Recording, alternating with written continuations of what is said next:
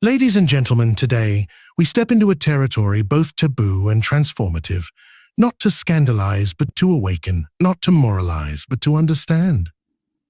Let us speak of masturbation, not as a sin nor as salvation, but as a mirror of the soul's hidden architecture. Because behind the act itself lies a force, raw, primal, and misunderstood, that, if mastered, can lead to personal power beyond comprehension. What we call sexual energy is, in truth, a deep psychic current woven into the foundation of our being. It is not limited to the body. It is the very engine of life, the surge behind all creation. Whether that creation is a child, a symphony, a business, or an idea, but when this energy is spent in unconscious repetition, in secrecy, guilt, or compulsion, it becomes a leaking vessel. We exhaust ourselves, not from the act, but from the lack of awareness behind the act. The hand may move, but it is the mind that is restless, the soul that is yearning. Why do we return to this act again and again, despite the momentary pleasure? Because we are searching for something, not just release, but reunion. The longing is not just physical, it is spiritual. We seek connection, meaning wholeness. Masturbation is not evil, but what it reveals can be. It reveals our fragmentation, our war between instinct and spirit, between desire and discipline. And here lies the secret. The goal is not to destroy desire, but to integrate it. True mastery of sexual energy does not come through suppression. Repression only drives it into the unconscious, where it festers, becomes distorted, even destructive. The key is transmutation, turning this fire into fuel for higher pursuits. Just as ancient alchemists sought to turn lead into gold, we must learn to turn lust into clarity, compulsion into creation, and pleasure into purpose. When you retain and redirect this energy, not out of fear, but out of understanding, something profound occurs. You begin to glow. Your mind sharpens, your will strengthens, your presence deepens. This is no fantasy. It is a psychological law. Sexual energy is creative energy. When you hold it, honor it, and channel it, the world begins to shape itself around your intention. And most of all within you, a sacred union takes place. The inner masculine, focused, assertive, bold. The inner feminine, intuitive, nurturing, wise. When these two forces are brought together in harmony, you become whole, and in wholeness, there is power. So let us no longer speak of masturbation with shame or silence. Let us see it for what it is, a signal, a mirror, an opportunity. To those who feel trapped in compulsive cycles, know this: you are not broken. You are unaware, and awareness is the beginning of transformation. Master your energy. Your energy. Understand your desire, and you will no longer chase pleasure. Pleasure will follow you. Thank you. In the depths of human nature lies a force so primal, so essential, that it shapes not only our physical lives, but also the architecture of our psyche. It pulses beneath our thoughts, hides behind our ambitions, and quietly stirs in the marrow of our longing. This force, often reduced to the domain of physical gratification, is none other than sexual energy, and its true nature remains obscured beneath centuries of taboo, repression, and misinterpretation. To see sexual energy merely as the urge to copulate is to view the ocean from a single drop of water. Yes, sexuality expresses itself biologically as arousal, attraction, release, but to limit its function to reproduction or pleasure is to amputate its greater significance. At its root, sexual energy is a manifestation of something far deeper, the very life force itself. It is the raw, undivided energy of the psyche, the libido, that animates not only our bodies, but our entire psychological existence. This energy, when understood symbolically rather than literally, reveals itself not as a physical phenomenon alone, but as psychic energy, the fundamental currency of the unconscious mind. It does not belong to the genitalia. It belongs to the total self. It is the subtle fire that animates our dreams, powers our creative thought, compels us toward union, and pulls us ever forward on the path of becoming. what modern minds often forget, or perhaps never learned, is that sexual energy is ambiguous in form. But it can be erotic, yes, but also artistic, intellectual, spiritual. It can be violent or tender. It can destroy or create, and it is always seeking expression, one way or another, when it is not made conscious, when it is not acknowledged and integrated. It does not vanish. Rather, it manifests itself in indirect, often distorted forms, as obsession, addiction, depression, fanaticism, or neurotic repetition. These are not moral failures. They are the psychic consequences of a misunderstood inner force. The ancients knew what we have forgotten. In every mystical tradition, the understanding of sexuality as sacred power is central. From the Kundalini serpent in Indian philosophy, which rises from the base of the spine to awaken divine consciousness, to the alchemy of the soul in medieval mysticism, where sexual union symbolized the merging of opposites, the masculine and feminine. The conscious and the unconscious. Sex has always stood as a symbol for transformation, not just of body, but of self. The modern world, severed from its symbolic roots, tends to speak of sexuality only in terms of science, biology, or morality. In doing so, flattens the complexity of what sexuality represents within the psyche.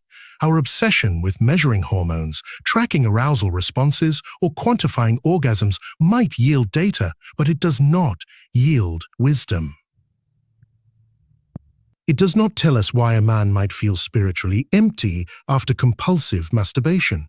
It does not tell us why a woman might feel fragmented despite physical satisfaction. It does not tell us why desire persists even after its object is attained. This is because sexuality, in its psychic dimension, is not merely about release, it is about union. Union with another, yes, but also union within the self. The drive we experience as sexual is the psyche's yearning for wholeness, and when this deeper yearning is ignored, the sexual act, however frequent, becomes hollow, compulsive, or even painful. The emptiness we feel is not from lack of orgasm, it is from the lack of meaning behind it. To masturbate unconsciously, habitually, and without inner reflection is not a crime, but it is a symptom of psychic fragmentation, a signal that we are not fully present with ourselves. When sexual energy is spent mindlessly, it drains not only the body, but the vitality of the psyche.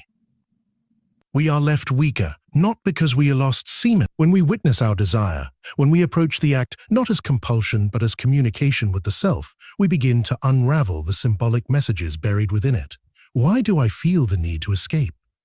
What am I truly seeking? What immature fantasy am I clinging to?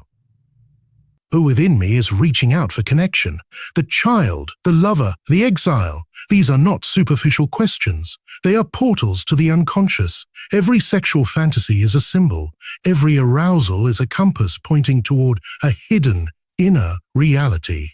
Because the fantasy is not the goal, it is the doorway. Behind the fantasy is the archetype, the ideal form, the deep image that stirs the psyche. The seductress, the warrior, the submissive, the divine feminine, the powerful father. These are not mere erotic flavors. They are figures of the soul, seeking to be acknowledged and integrated. To work with sexual energy consciously is to become an alchemist of the inner world.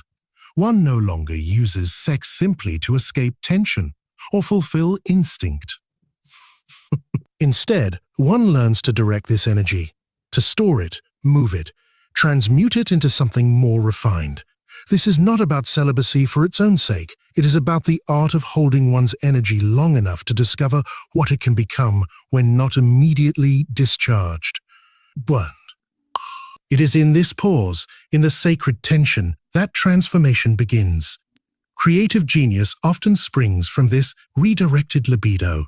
Many great artists, inventors, and spiritual leaders have, whether they knew it or not, learned the secret of channeling their sexual energy upward into vision, focus, and transcendence. The sculptor's hand, the poet's pen, the philosopher's insight, All are fed by the same source that stirs in the groin, but instead of dissipating this energy, they give it form. This is the essence of sublimation, not denial, but elevation. However, there is danger in glamorizing this process. To believe that one can simply retain semen and become powerful is to fall into a new kind of unconsciousness, a materialist spirituality that mistakes control for consciousness. True mastery does not lie in rigid abstinence or egoic pride. It lies in awareness, in dialogue with the self, in deep listening to the currents of the inner world. Sometimes release is appropriate, sometimes it is not. The key is conscious choice, not compulsive repetition. Sexual energy is also intimately tied to identity. It is through sexuality that we encounter the other, the feminine in the masculine in the feminine, both within ourselves and in others. Each sexual longing contains within it a secret map of our inner architecture. Whom we desire reveals who we are not yet or who we have lost. In desire, we find our missing parts, the tenderness we disowned, the strength we buried, the wildness we repressed. The beloved becomes a mirror, and in that mirror we see ourselves. Masturbation, then, when viewed symbolically, becomes a rehearsal for this inner union. It is an attempt, however crude or compulsive, to reconnect with the lost self. When done without awareness, it merely soothes the wound. But when done with presence, it can become a ritual of healing, of exploration, of psychic integration. Not a moral issue, but a spiritual one. Not a habit to conquer, but a message to interpret. This reframing of sexual energy as psychic energy also demands that we examine the cultural shadows we project onto sex. In societies where sexuality is shamed, repressed, or commodified, individuals internalize deep guilt or confusion about their desires. They come to see themselves as flawed, perverse, or sinful. Not because their instincts are wrong, but because their environment lacks the language to hold and honor those instincts. Without a symbolic context, sexuality devolves into either addiction or avoidance. The psyche, in turn, suffers from this poverty of meaning, but the inner world is generous. Even the most compulsive sexual patterns can be transformed, not by force, but by understanding. Once we begin to see sexual energy as a vital expression of the self, not something to be feared or flaunted, we can begin the work of healing. The healing is not from sex itself, but from the ignorance that surrounds it. By bringing awareness to our erotic impulses, by listening to the symbols that emerge in fantasy and desire, by honoring the deeper yearning that lies beneath the surface, we reclaim our energy. We no longer serve it blindly, nor suppress it violently. We become its steward, its interpreter, its alchemist. And in this we begin to unlock the greater potential that sexual energy has always held. Not as a burden, but as a bridge between the flesh and the spirit. Pleasure, in its purest form, is neither good nor evil. It simply is. It arises from contact, from sensation, from the meeting point between self and world. Pleasure reminds us that we are alive, embodied, sensitive to the pulse of existence. But like any form of energy, when left unchecked or misused, pleasure reveals its other face, not joyful or liberating, but compulsive, hollow, and devouring. In this, it becomes a shadow of itself, a force that once served life, now feeding on it. This is the shadow side of pleasure. It is most vividly encountered in the silent act of masturbation, not the act itself, but the psychological theater it often hides. When done consciously, masturbation can be neutral or even spiritually illuminating. But when it becomes repetitive, mechanical, or desperate, when it begins to drain the soul rather than feed it, it becomes a ritual of disconnection. And beneath this disconnection lies something rarely named, let alone confronted: psychic pain. The man who masturbates 5 times a day is not seeking pleasure. He is fleeing something, an unspoken fear, a buried grief, a chronic sense of inner absence. The woman who retreats into fantasy night after night is not indulging in self-love. She is circling a wound that refuses to heal. Oh. The surface appears sexual, but the content is emotional, symbolic, and deeply unconscious. Pleasure becomes anesthesia. Masturbation becomes a ritual of forgetting. To understand this, we must look beneath the surface of pleasure and into the realm of the shadow, that domain of the psyche which holds everything we repress, deny, or cannot yet integrate. The shadow is not evil. It is simply unknown. And sexual pleasure, when pursued compulsively, often masks the very shadow we refuse to face. We use the body to escape the psyche, believing we are relieving tension when we are actually burying unresolved energies deeper into the unconscious. This is why so many feel an odd emptiness after climax, a sudden drop in energy, a sense of futility, a quiet despair that cannot be explained biologically. The body is satisfied, but the soul is not, because what was truly hungering was never the genitals, sir. It was the neglected self, the part of us that wants to be seen, to be felt, to be understood. But instead of turning toward that inner voice, we distract it with sensation. And so the cycle repeats. Pleasure becomes a veil. We begin to confuse relief with healing, gratification with growth, climax with connection. But relief is temporary, and healing requires pain. Growth demands discomfort.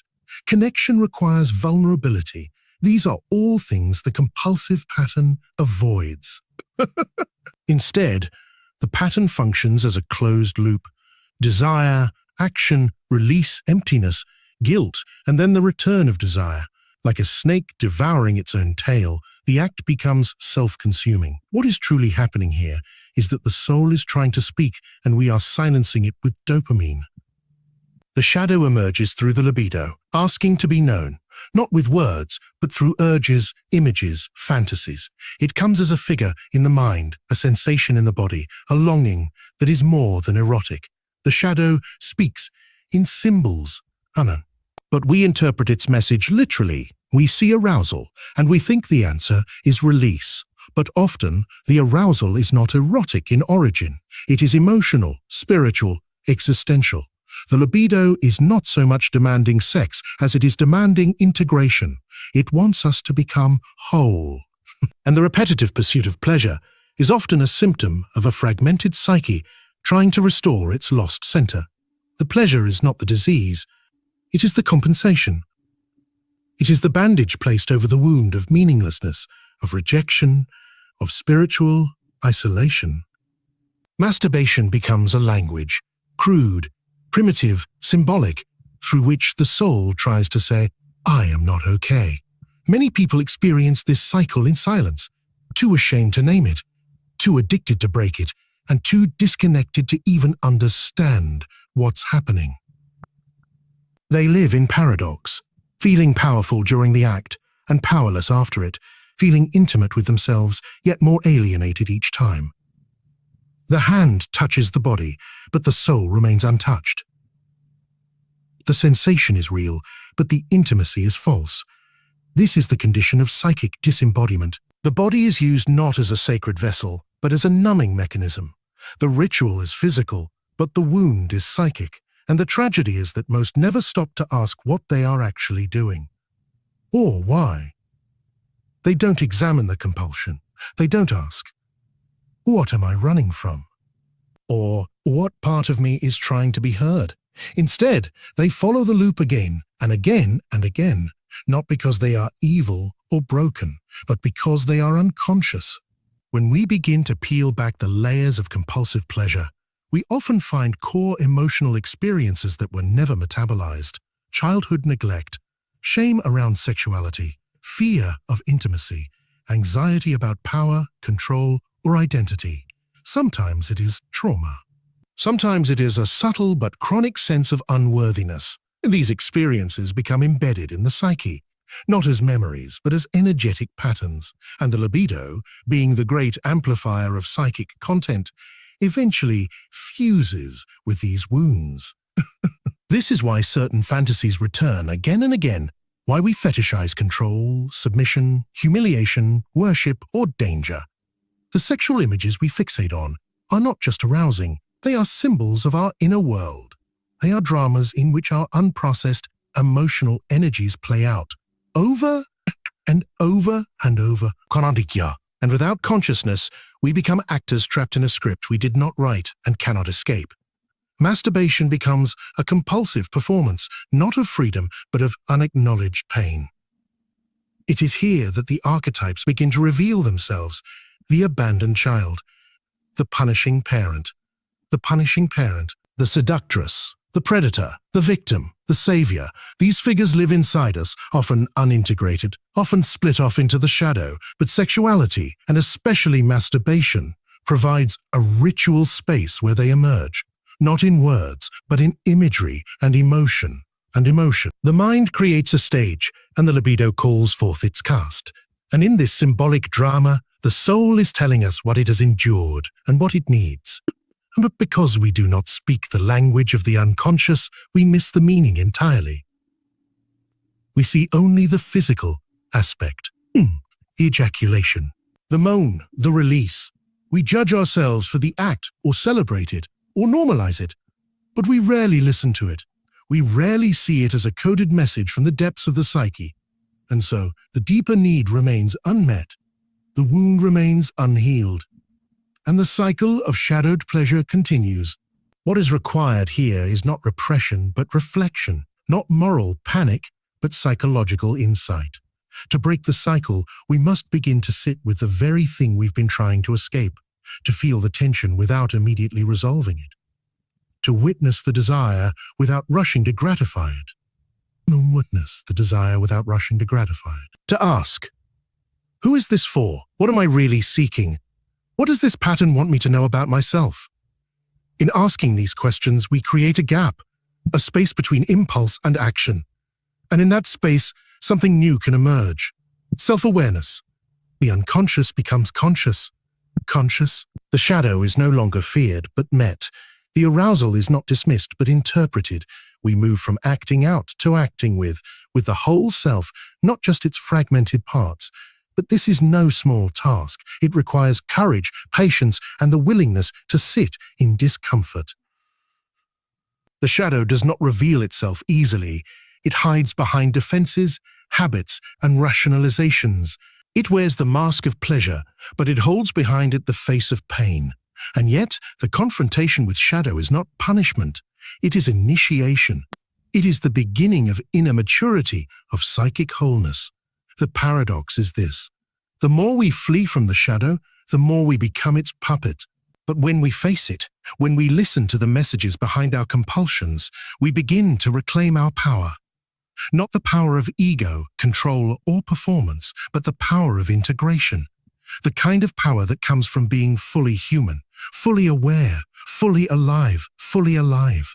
The tension between desire and discipline, between instinct and ideal, is not a modern dilemma. It is a timeless one, embedded in the very architecture of the human psyche. It is the conflict between what we feel and what we think we should feel. It is the battle between the body that hungers and the mind that judges. Nowhere is this conflict more visible than in the struggle with sexual energy. And for many, masturbation becomes the battlefield where this quiet war is fought. On one side lies the raw impulse, spontaneous, wild, physical, and often unconscious. It stirs in the blood, calls from the depths, and demands expression. On the other side stands the voice of control, rigid, moralizing, idealistic, and socially conditioned. It seeks order, discipline, and sometimes purity. These two forces collide in the space of self-pleasure, and the result is often shame, confusion, guilt, or repression. For centuries, individuals have been taught to either indulge or suppress this force, to obey it blindly, or to cage it completely. But both extremes produce fragmentation. Indulgence without awareness leads to dependency and depletion. Suppression without understanding breeds neurosis, self-hatred, and a split in the psyche. The act may be silenced, but the energy behind it is not destroyed. It descends into the unconscious, where it becomes distorted, hidden, and even more dangerous. This is the trap of suppression. Suppression. When one tries to kill desire by force of will, one does not purify the soul. One merely deepens the divide within. The libido, rejected by consciousness, becomes shadow, and in the shadow, it begins to mutate. What was once the innocent yearning for closeness becomes obsession. What was once the natural erotic pull toward beauty becomes perversion, voyeurism, control, or compulsion. The energy remains, but twisted, masked, and unacknowledged.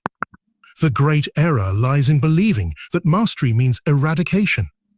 That to be strong is to be unaffected, unaroused, untouched. This belief does not produce mastery. It produces spiritual amputation.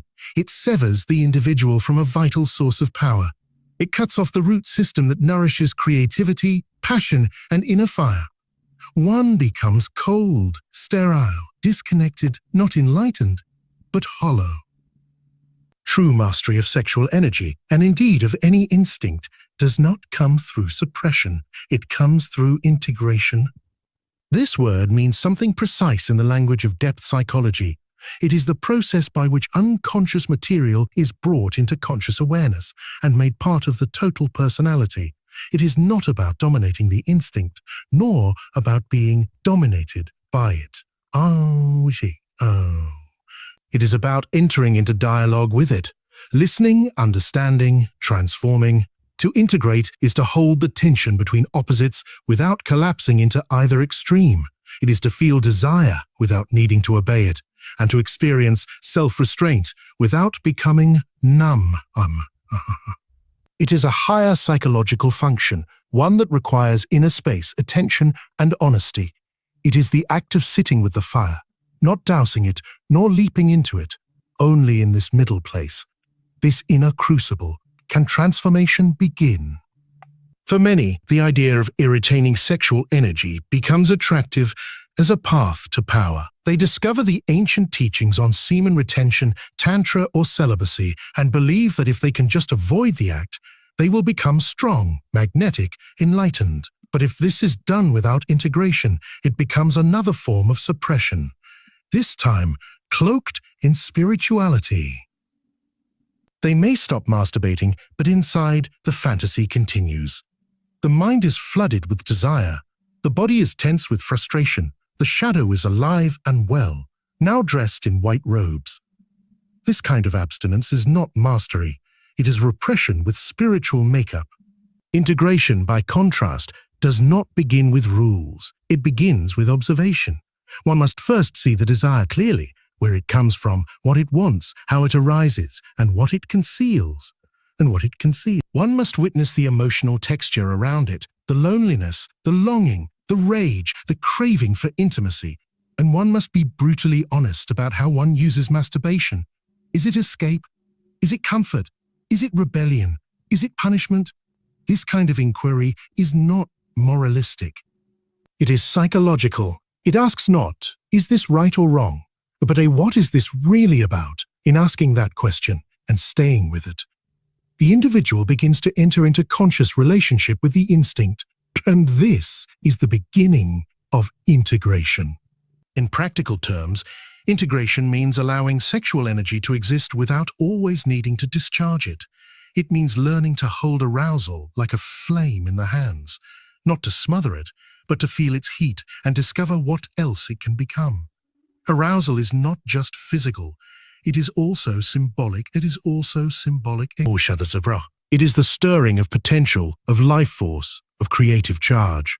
If one can sit with that charge without immediate release, it begins to transform. It climbs. It refines. It feeds other centers of the psyche. This is not easy. It requires capacity. The capacity to feel intensity without collapsing. The capacity to delay gratification without resentment. The capacity to enter discomfort with curiosity, but the rewards are immense. One begins to feel energy circulating in new ways, not just in the genitals, but in the chest, the head, the hands. the fur in the chest, the hands, the voice deepens, the eyes sharpen, the will strengthens, and the compulsive drive begins to lose its grip, not because it was repressed, but because it was met and absorbed into the whole self. This is also the beginning of inner sovereignty. The individual ceases to be ruled by instinct or by shame. Neither the animal nor the priest holds dominion. Instead, a third presence begins to emerge, the integrated self, the self that contains opposites. This self does not seek purity, but wholeness. It knows that erotic energy is not a mistake, it is a gift. But it also knows that pleasure, when pursued unconsciously, becomes a chain. In the integrated state, masturbation may still occur, but it is no longer compulsive, no longer driven by avoidance or inner fragmentation. It becomes a conscious act, or perhaps even unnecessary, not because of dogma, but because the energy has found a higher outlet. This is not renunciation by force, but transcendence by transformation. The desire does not vanish. It evolves. And it must evolve because the human psyche is not static. The same sexual energy that once pulled toward images of control or submission may, over time, begin to seek deeper forms of union, not just with fantasy figures, but with reality, with another soul, or even with one's own lost self. The integration of sexual energy is ultimately the integration of relationship, with the inner feminine and masculine, with one's own vulnerability, with a symbolic body. Suppression creates rigidity. Integration creates flexibility. Suppression breeds fear. Integration cultivates trust. Suppression splits the self in two. Integration brings the fragments back into communion. To integrate sexual energy is to become psychologically adult, not in the moral sense, but in the archetypal sense. The inner child seeks only gratification. The inner tyrant demands control. But the integrated adult holds both, the wild instinct and the wise observer, in the same vessel, and in doing so, becomes capable of choice, presence, and depth. There exists, hidden beneath the surface of ordinary life, a principle that appears again and again in myth, mysticism, and the deeper currents of psychology. The principle of transmutation.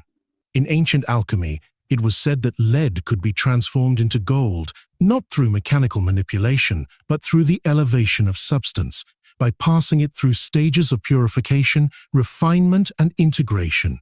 But the alchemists were never truly speaking of metals.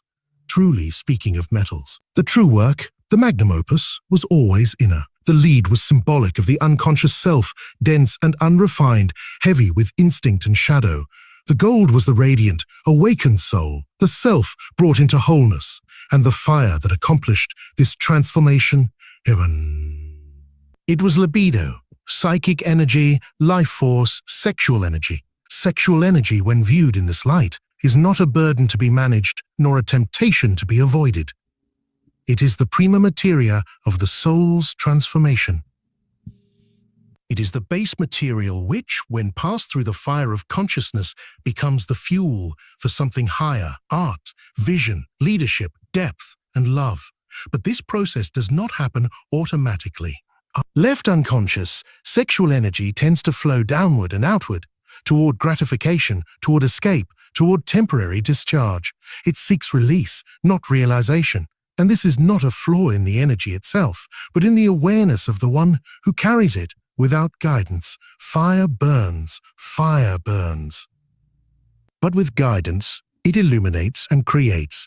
The difference lies not in the substance, but in the level of inner engagement. Transmutation begins with a shift in attention, from the external act to the internal current. One must begin to see arousal, not just as a signal to act, but as a symbolic movement within the psyche. Arousal is the body's way of announcing that energy is rising, that something has been activated, stirred, awakened. The ordinary response is to resolve this arousal as quickly as possible, to complete the circuit through masturbation or sex. But the path of transmutation invites another response, to hold the energy, to breathe with it, to let it climb. In that holding, something strange and profound begins to happen. The energy denied its usual exit through physical release begins to ascend. It moves upward through the body, activating centers long dormant. The chest becomes warm, the heart open, the mind sharpens, the voice deepens. The spine lengthens, the eyes become alert. One becomes more present, more embodied, more aware, not less. This is not repression, it is elevation. The energy is not stifled, it is refined. This principle is not theoretical, it is empirical. Anyone who has consciously retained their sexual energy, not out of fear or guilt, but out of reverence and awareness, will have noticed the shift in inner tone. The vital feeling of magnetism that begins to build, as if one were carrying invisible lightning beneath the skin. The senses become sharper, thoughts become more directed, the will becomes more focused. One begins to radiate a kind of intensity, not loud or aggressive, but unmistakably alive. This is not mere superstition or biomythology. It is the psychological truth of the human system. The libido, when not wasted, becomes the source of charisma, intuition, and drive. It begins to feed other faculties, the artistic imagination, the intellectual faculty, the spiritual intuition. The sexual charge is not separate from these capacities. It is their root energy, expressed at a higher frequency. The same current that excites the genitals can inspire a poem, guide a vision, or animate a great cause. This is why so many creative geniuses have spoken, either directly or symbolically, of the relationship between sexual energy and art. The painter channels it into color and form. The writer transforms it into story and voice. The philosopher lets it climb into the realm of abstract insight. Even warriors and leaders, in ancient traditions, were taught to transmute their libido into will, not through denial, but through ritual, discipline, and inward focus. Transmutation is not abstinence for its own sake. It is not an egoistic pride in one's purity. It is a living process, delicate and dynamic, in which the individual learns to contain and redirect energy in service of a deeper becoming. It is not easy. It requires an ability to tolerate tension without collapsing into craving. It requires a cultivated sensitivity to the subtle currents of one's inner life. It demands attention, presence, and sometimes solitude. And above all, it demands that one relinquish the illusion that pleasure is the goal. Pleasure is a byproduct of alignment, not its cause. The true goal is union with the self, and sexual energy is merely one of the gates through which that union may be approached. But the gate cannot be forced, nor can it be bypassed. It must be entered consciously, with reverence, patience, and humility. The ancient tantric sages knew this. They did not teach celibacy as the end, but as one mode among many in the art of transformation. For them, the body was not an obstacle to enlightenment. It was the laboratory. The genitals were not a source of shame, but a portal to the divine. But what distinguished their path from mere indulgence was awareness. Every movement of energy was made sacred through presence. Every sensation was honored as a messenger. Nothing was wasted. This is the essence of inner alchemy, not the denial of matter, but the illumination of it. The sexual instinct is not to be suppressed. It is to be opened, studied, and listened to until it reveals its hidden structure. That structure is not about conquest or climax, but about energy, polarity, and consciousness. At the base level, sexual energy desires friction, touch, and release.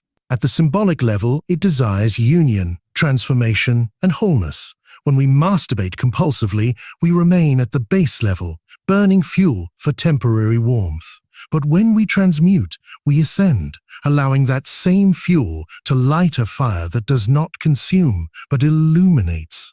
To do this, one must reframe arousal. Instead of seeing it as a signal to act, begin to treat it as a creative resource. Ask, what can this energy become, if not spent in the usual way? Where can I direct this? What wants to be born in me? These are not abstract questions. They are concrete invitations. Arousal becomes the doorway, and attention becomes the key. There are techniques, yes. Breathwork, meditation, visualization, creative expression. But the real method is inner listening. Learning to stay with the feeling, to track it, to let it grow, shift and rise. Learning to see that every time you do not act on impulse, you strengthen the inner container. And the stronger the container becomes, the more powerful the transformation. Eventually, the energy becomes self-illuminating. It no longer screams for release, but glows with purpose. The desire for masturbation fades, not because the body is less alive, but because the soul is more engaged. The erotic charge has been absorbed into life itself, into movement, voice, creation, service. You no longer carry a burden of untamed desire, you carry potential, and others can feel it, and others can feel it. This is the source of true magnetism, not a trick, but a frequency. When one lives in transmuted energy, they do not need to chase attention, they become a center of gravity. The world begins to organize itself around them, not because of manipulation, but because of presence. This is not spiritual fantasy. It is a natural consequence of undivided attention and contained vitality. Transmutation, then, is not about becoming above desire. It is about becoming one with it, not in the sense of indulging it, but in the sense of embodying its higher trajectory. And sexual energy is both the signal and the fuel for its initiation. The longing to unite with the ideal other is not to be pathologized. It is to be decoded. It is a message from the soul. But to hear that message, one must stop reacting automatically to desire and begin to witness it. When sexual energy is no longer being wasted, repressed, or distorted, it begins to accumulate.